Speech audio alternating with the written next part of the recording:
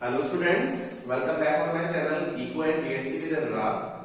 Students, today we will study expenditure method, that is another method of measuring national income.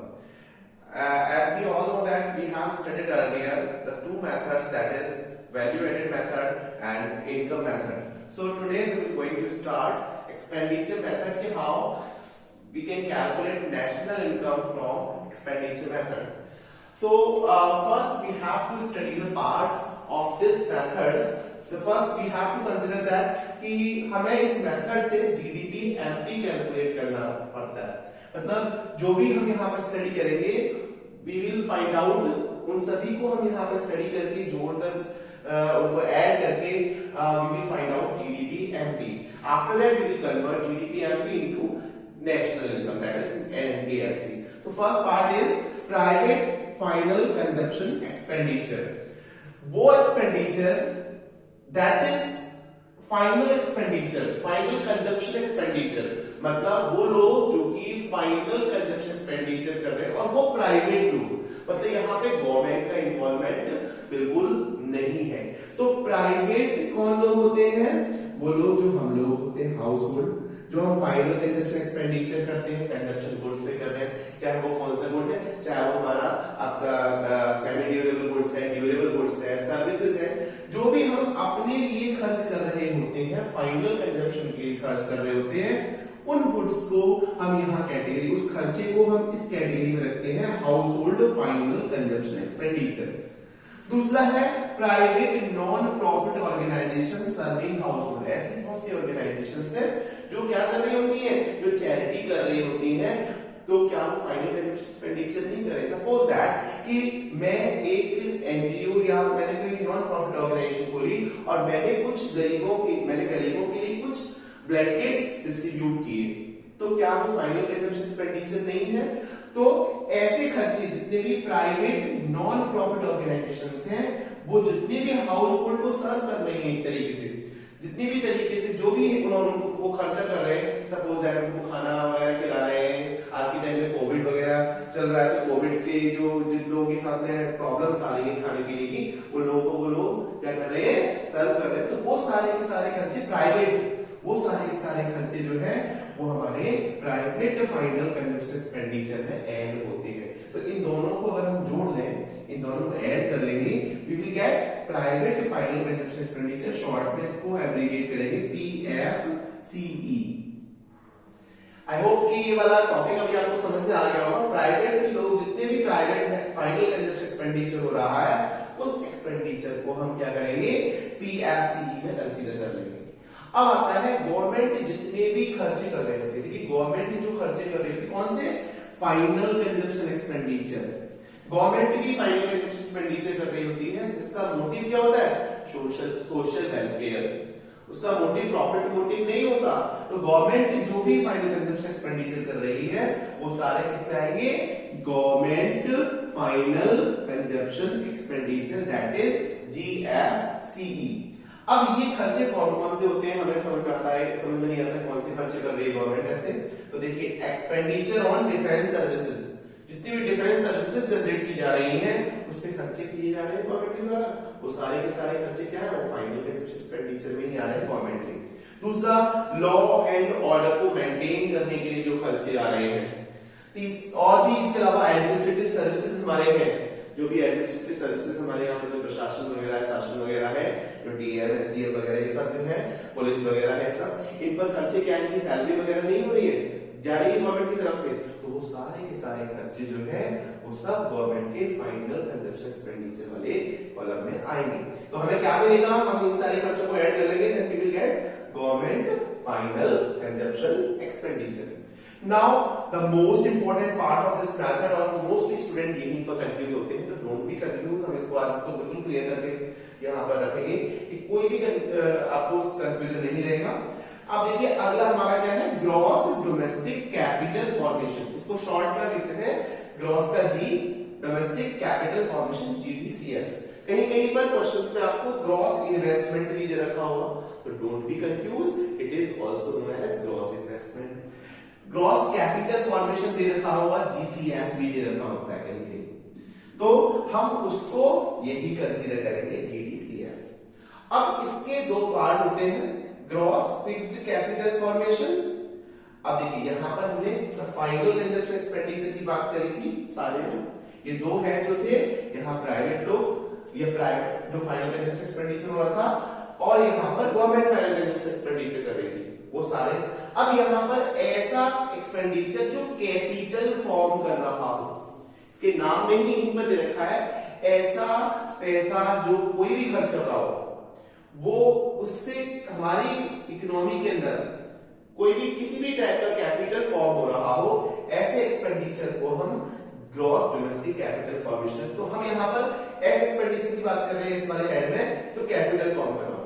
अब देखिए कैसे, एक तो पहला हमारा है इसमें ग्रॉस फिक्स्ड कैपिटल फॉर्मेशन, इसको हम शॉर्ट लिखते हैं GFCF, gross fixed capital formation.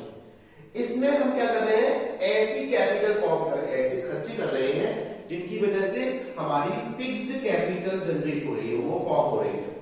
मतलब ऐसे खर्चे जो कि हमारी इकोनॉमी के अंदर, हमारी कंट्री के अंदर फिक्स्ड कैपिटल फॉर्म कर रहे हो, ऐसे खर्चे कौन कौन से हो सकते हैं? देखिए जितनी भी बिजनेस यूनिट्स हैं, वो क्या बिल्डिंग है, इक्विपमेंट्स है, मशीनरी वगैरह है, इसमें पैसा इन्वेस्टमेंट कर रहे हैं, तो क्या वो पैसा खर्च हो रहा है, तो किस पर खर्च हो रहा है?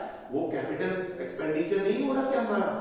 कैपिटल एक्सपेंडिचर हो रहा है, उससे हमारे लिए क्या बन रहा है? हमारे लिए कैपिटल फॉर्म हो रहा है। तो ग्रॉस बिजनेस, वो सारी बिजनेस यूनिट्स जो क्या कर रही है, फिक्सिंग, ऐसा इन्वेस्टमेंट कर रही है जो फिक्स्ड है, जैसे बिजनेस कंपनीज वगैरह, ये सारे। तो जितने सारे हमारे क्या है बिजनेस यूनिट्स हैं, वो जितने टाइप का भी इन्वेस्टमेंट कर रही हैं, उस इन्वेस्टमेंट को बोलेंगे ग्रॉस बिजनेस फिक्स्ड इन्वेस्टमेंट। दूसरा इसका पार्ट क्या है, ग्रॉस रेजिडेंशियल कंस्ट्रक्शन इन्वेस्टमेंट। अब देखिए नाम नहीं पता चला, रेजिडेंशियल कंस्ट्रक्शन, जैसे हम प्राइवेट लोग, हम हाउस होल्ड लोग, हम क्या कर रहे होते हैं, हम हाउस होल्ड क्या कर रहे हैं, अपना घर बना रहे हैं, ठीक है, कोई भी कंस्ट्रक्शन कर रहे हैं, रेजिडेंशियल कंस्ट्रक्शन, ठीक है, उस कंस्ट्रक्ट, क्या वो कैपिटल नहीं है? क्या वो हमारी कंट्री के एसेट्स में कंसीडर नहीं किया जाएगा? तो ग्रॉस रेजिडेंशियल कंस्ट्रक्शन इन्वेस्टमेंट हमारा जो होगा, वो भी हमारा ग्रॉस फिक्स कैपिटल फॉर्मेशन का पार्ट होगा।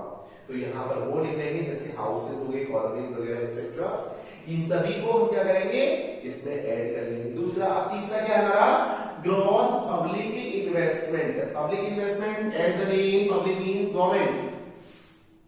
तो गवर्नमेंट जहां पर फिक्स्ड कैपिटल बना रही है, क्या किस टाइप का, सपोज दैट डैम बनाया, कोई ब्रिज बनाया, कोई फ्लाईओवर बनाया, क्या वो हमारी कंट्री का एसेट नहीं कंसीडर किया जाए? क्या कंट्री में कैपिटल फॉर्मेशन नहीं हो रहा?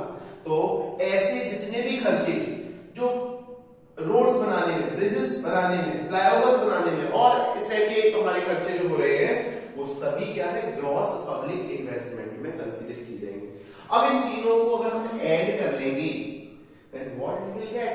We will get GFCF, that is gross fixed capital। मतलब सारी की सारी फिक्स कैपिटल फॉर्मेशन में जितना खर्चा रहा हो सभी को ऐड कर देते हैं। अब अगला हमारा क्या है, इन्वेंट्री इन्वेस्टमेंट। इसके दो पार्ट है, एक तो gross fix investment, that is ऐसा खर्चा जो फिक्स्ड कैपिटल फॉर्म कर रहा हो, और ऐसा खर्चा जो कि हमारा इन्वेस्टमेंट खर्चा तो है, कैपिटल भी है, बट वो फिक्स कैपिटल नहीं है। It may be we can say कि हम उसको एक तरीके से इन्वेंट्री कह सकते हैं। तो इसीलिए हमने यहां पर कहा इन्वेंट्री इन्वेस्टमेंट। क्या, देखिए कैसे, जैसे मैं बिजनेस कर रहा हूं, मैंने पैसा लगाया, लगभग मान के चलते 50,000 रुपए की मैंने कुछ प्रोडक्ट्स बनाए, क्या वो मेरी कंपनी में मेरे लिए कैपिटल फॉर्म नहीं कर रहा? क्या कर रहा है ना?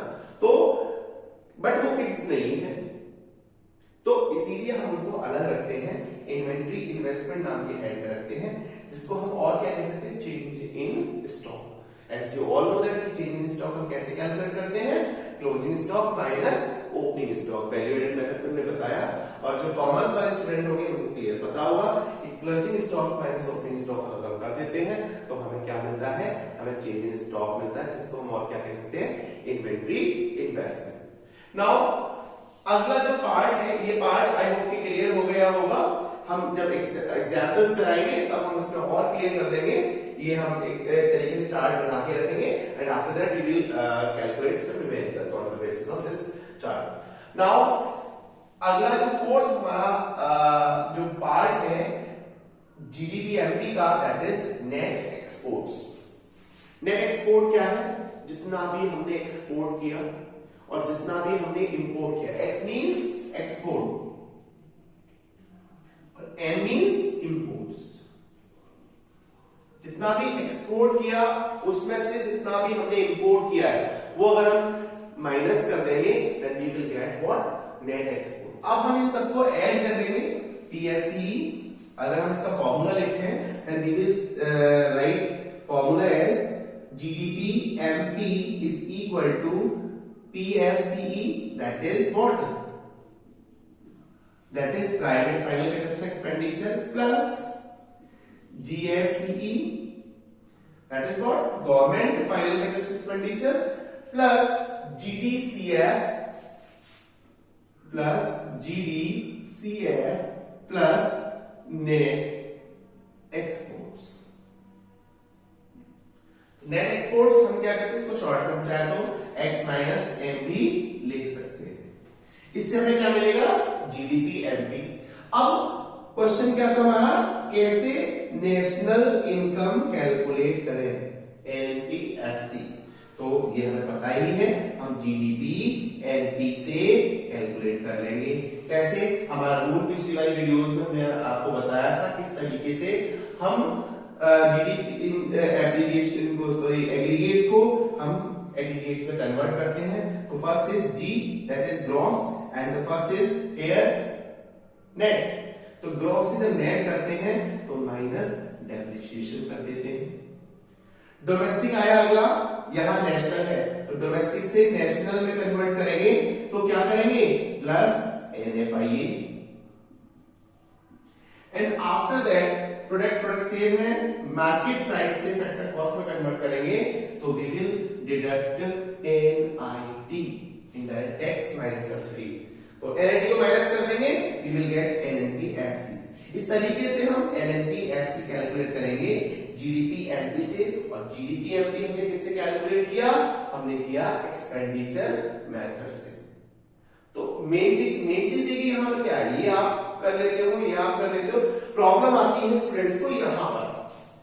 जनरली क्या होता है, क्वेश्चन में दे रखा होता है fixed capital formation, gross fixed capital formation दे रखा है और बच्चे ज्यादातर यही करते हैं कि उसको जीडीसीएफ कंसीडर कर लेते हैं। तो एक चीज आप याद रखें, जहां पर फिक्स्ड वर्ड दे दिया इसका मतलब आपको चेंज इन स्टॉक भी ऐड करना पड़ेगा। आंख बंद करके आप चेंज इन स्टॉक ऐड कर देना अगर ग्रॉस फिक्स्ड कैपिटल फॉर्मेशन दे रखा है तो। ठीक है, change in stock generally questions में अगर नहीं दे रखा तो इन्वेंटरी इन्वेस्टमेंट दे रखा होगा वो ऐड कर लीजिए। तो इन दोनों को ऐड करने के बाद ही तभी आपको ये मिलेगा। तो इसको आप ध्यान रखें।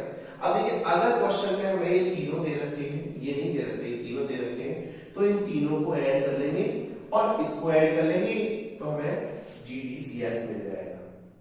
ऐसे ही हमें क्वेश्चन में ये दोनों दे रखे हैं, ये नहीं दे रखा, ये दोनों दे रखे हैं, तो हम इनको ऐड कर लेंगे, हमें पीएफसीई मिल जाएगा। इस तरीके से फ्रेंड्स हम यहाँ पर एक्सपेंडिचर मेथड के थ्रू नेशनल इनकम को कैलकुलेट करेंगे।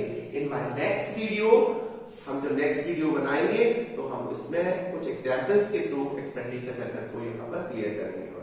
थैंक यू स्टूडेंट्स, आप इसका स्क्रीनशॉट ले लीजिए जिससे आपको ये चार्ट आपको हेल्प करेगा। मैं नेक्स्ट वीडियो में आपको एग्जाम्पल के साथ